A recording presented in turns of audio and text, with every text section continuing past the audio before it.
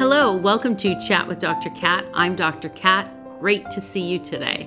Today I'm going to talk to you about the cow theory. Now I know in other episodes I've talked about the cow theory, but I really want this to hit home. I'm going to tell you the story again for those people who have not heard my cow theory, and then I'm going to do a little bit more of a deep dive into it. So, true story. I'm visiting relatives in Ireland. My cousin asked me to go out into the fields with him. Oh, it's just beautiful out there.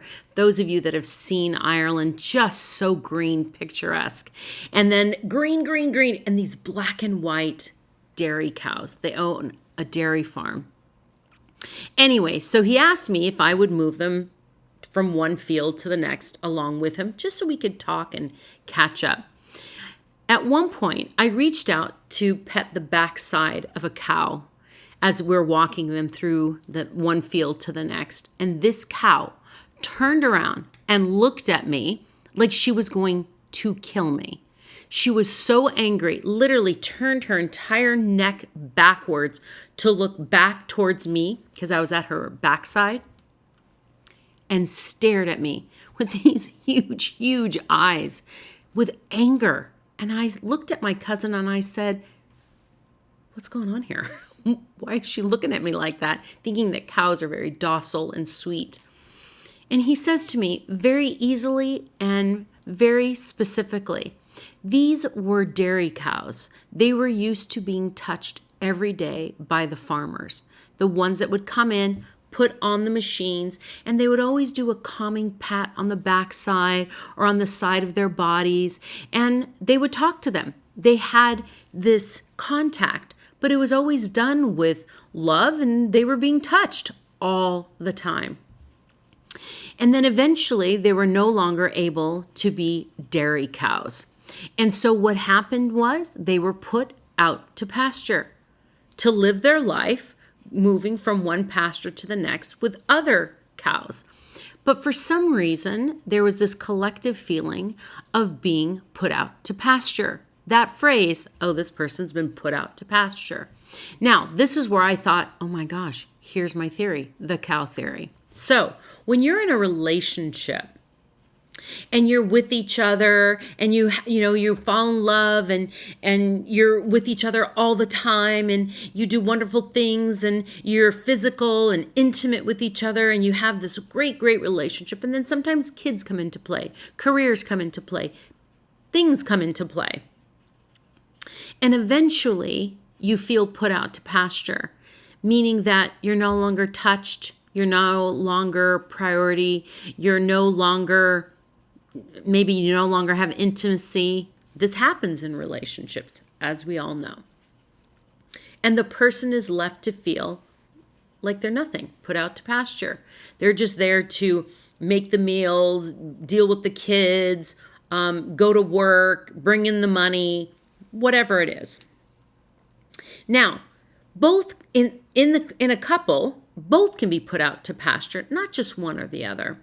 But a lot of times it's the person who is still in the home the majority of the time is the one that's felt that they are put out to pasture. So what does that mean in a relationship?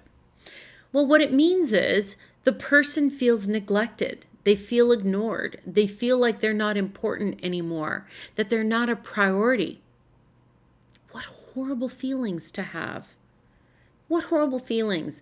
And then instead of getting a wonderful response like, oh my gosh, I'm so sorry I made you feel this way. I am so sorry. I'm going to work on this immediately.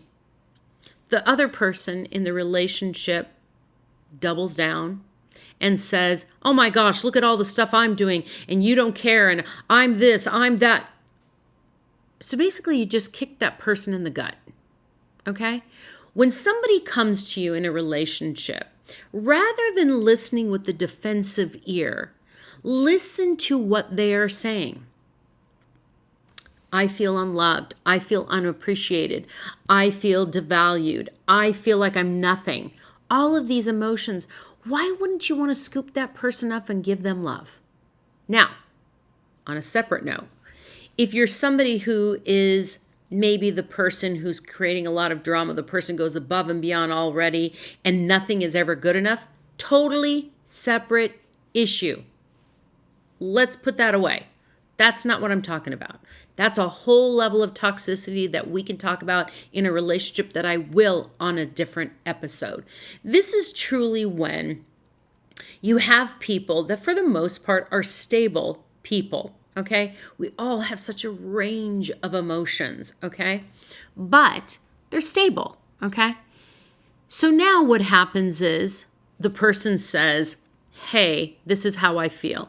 The other person's defensive. Boom, not going to work. Not going to work. This is going to go on for years and years and years. Everybody's miserable. Everybody's miserable.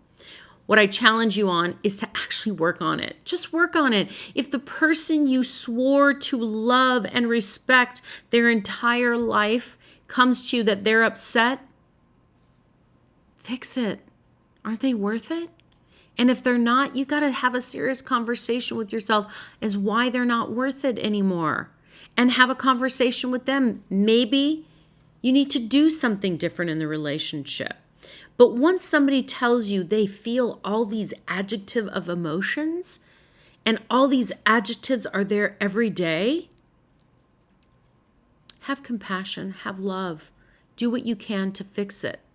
Now here's the other problem with the cow theory. That cow in the field, the one thing she was missing was interaction and love. Now I gave it to her, but she was mad. Woo! My gosh, if I could take you back to that day, she was mad. The reason why she was mad is because she was like, what now? She got used to not having those touches, but she was resentful that she no longer had them. Sounds familiar? Yes, it does, because the one thing that you want is to be touched and loved. Then the moment you say, hey, I have these adjectives, and if you've got someone who's receptive and they go, oh, okay, and then they give you love and your first response is, well, I don't want it now, I just told you. Oh my goodness, this is another hamster wheel of emotion. But I see why. I do see why. Because you can't trust that hand anymore. When that person comes to you after you've said and you've made yourself vulnerable. And for those of you that are watching right now, okay, please share this with your partner. Have them watch it with you, okay? Because this message is for you. Now, you've shown your vulnerability. You've shown your underbelly of emotions. And the person is actually receptive and they say, I am so sorry. I want to make this work. And they reach out to give you love, and you're going to tense up because that resentment is there. And you want to say, I just told you that. That's when I challenge you to bring it in, accept the love. Eventually, you will become desensitized to the resentment. What do I mean by desensitized to the resentment? You know, if you're afraid of something, eventually through exposure, over and over and over the exposure, it gets better. The first time they touch you, you're like, oh, I'm so mad. The next time, oh, still mad. Maybe the first 15 times, you're still cringing a little bit. But eventually, because it's consistent, and this person over here is showing you the love and understanding that their neglect has led you to that place, okay? Eventually, fall back because they too may be out to pasture, okay? And they're taking the lead, the willingness to do this. Lean in, start joining in, start trusting again. Now, here's the thing about trust. Trust is gone in a second. You do something, boom, gone. And sometimes it can take so long to build that trust back up again. Because what you're trusting in this cow theory situation is that I'm going to let you back in. I'm going to trust your touch again. I'm going to trust that you're taking my emotions to the next level. You see them, you love me again, and you realize I'm a human being that needs to be valued. I'm going to trust that again. You don't want that broken again in another 6 months, a year. As couples, we need to remember that time of courting. We need to remember that.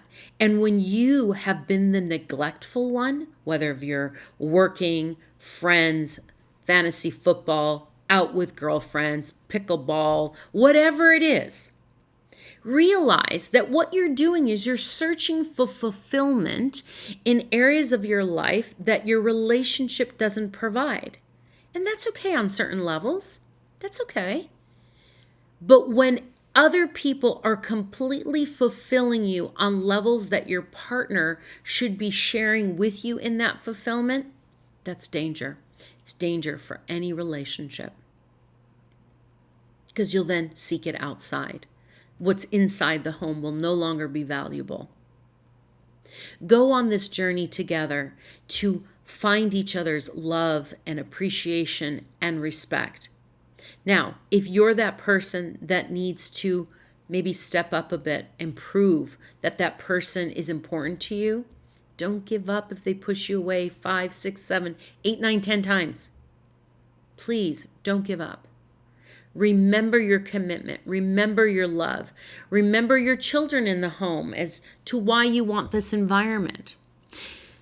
Do what you can to find that relationship again. You know, I did this other podcast about the yellow room. So much response over that. And a lot of the feedback I received was, God, no matter what I said to them, they're like, what? Whatever I say is never good enough. What? If I go and do this, now you're not going to think that's good enough. Oh, now what? Now you want me to change absolutely everything. When you get responses like that, that is somebody that's probably also been put out to pasture. They've felt neglected, unimportant, that what they have to say doesn't matter anymore. Okay, well, maybe they put themselves out in that pasture by behaving the way they have, but you too made a commitment.